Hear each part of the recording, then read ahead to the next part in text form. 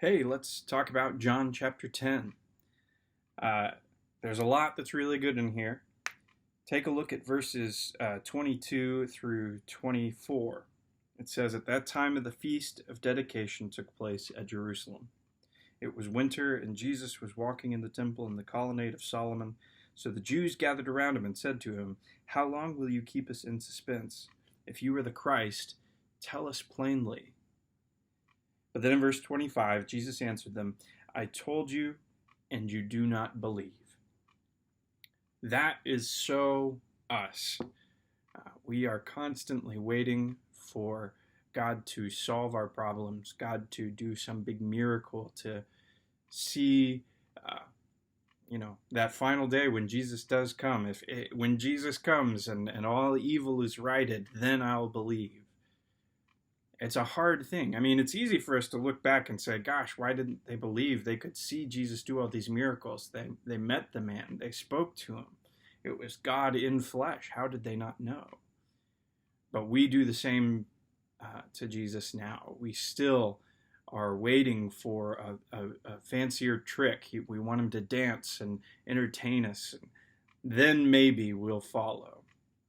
It's hard for us to believe that not climbing the ladder is the right thing. It's hard for us to believe that chasing down, getting the one more dollar will make me feel more secure. It's hard to believe that forgiveness for even the most terrible injustice done against us is the right thing. It's hard for us to believe that it's better to keep your mouth shut than to say something rude or cutting.